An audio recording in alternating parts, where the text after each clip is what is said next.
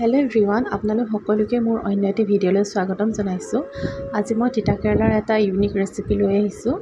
এই ৰেচিপিটো অৱশ্যে মোক এগৰাকী মোৰ বান্ধৱীয়ে ছাজেষ্ট কৰিছিলে যে এনেদৰে বনাই খাবলৈ বহুত সোৱাদ হয়, আৰু ময়ো সেইকাৰণে ভাবিলোঁ যে আজি বনাওঁ আৰু আপোনালোকৰ লগতো ৰেচিপিটো শ্বেয়াৰ কৰোঁ।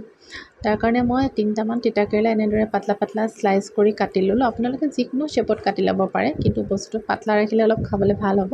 আৰু এতিয়া নিমখ পানীত প্ৰায় আধা ঘণ্টা 1 ঘণ্টামানৰ কাৰণে তিয়াই থৈ দিব লাগিব। তেতিয়া যোনটো তিতা কেৰেলা তিতা ভাৱ থাকে সেইটো নাথাকে। আৰু আনফালে মই কেইটামান বাদাম ভালদৰে মচমচীয়াকৈ ভাজি ল'লোঁ আৰু খুন্দি ল'ব লাগিব। একদম মিহি কৰিব নালাগে, অলপ দানা দানা থাকিব লাগে। এতিয়া কেৰাহীত তেল দি দিছোঁ, তাতে অলপমান জিৰা কুটি দিছোঁ, এটা শুকান জলকীয়া আৰু এটা সৰু আকাৰৰ পিঁয়াজ দি দিছোঁ। এতিয়া পিঁয়াজখিনি ভালদৰে ভাজি ল'লোঁ আৰু এতিয়া তাতে হালধিও দি দিছোঁ।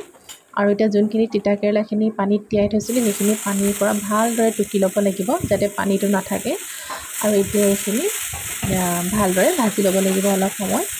এতিয়া তাতে মই সোৱাদ অনুযায়ী নিমখ দি দিছোঁ। এতিয়া এইখিনি প্ৰায় 5 মিনিটমান ভাজি ল'ব লাগিব ভালদৰে যাতে 50% সিজি যায়। 50% সিজি যোৱাৰ পাছত আমি তাতে মছলা এড কৰিম। ইয়াত মই এতিয়া 1 চামুচ জিৰা পাউডাৰ দিছোঁ, 1 চামুচ ধনিয়া পাউডাৰ দিছোঁ। আপোনালোকে যদি ইচ্ছা কৰে ৰেড চিলি পাউডাৰো দিব পাৰে, তেতিয়া অৱশ্যে কালাৰটো ধুনীয়া আহে। আৰু এইখিনি এতিয়া অলপ একেবাৰে সিজালৈকে ভাজি থাকিব লাগিব। আৰু এয়া চাওকচোন, মোৰ তিতা কেৰেলাখিনি প্ৰায় সিজি গৈছে। আৰু এই যে বাদামখিনি খুন্দি লৈছিলোঁ যে সেই বাদামখিনি এতিয়া ইয়াতে এড কৰি দিছোঁ। আৰু এইখিনি এতিয়া প্ৰায় 1 মিনিটমানৰ কাৰণে ভাজিলেই হৈ গ'ল। মোৰ অকণমান কেৰাহীত লাগি ধৰিছে, সেইকাৰণে মই অলপমান নামমাত্ৰ পানী দি দিছোঁ। আপোনালোকৰ লাগি নধৰিলে পানী দিব নালাগে। এতিয়া এইখিনি প্ৰায় 1 মিনিটমান ভাজি লোৱাৰ পাছত মোৰ তিতা কেৰেলাৰ ভাজিখন ৰেডি হৈ গ'ল। আপোনালোকে কিন্তু তিতা কেৰেলা ভাজোঁতে ঢাকোন মাৰি নিদিব। ঢাকোন মাৰি দিলে তিতা কেৰেলাৰ ভাজিটো তিতাটো অলপ বেছি হয় বুলি কয়। আৰু এয়া চাওকচোন, ৰেচিপিটো দেখিয়ে ভাল লাগিছে নহয়নে বাৰু?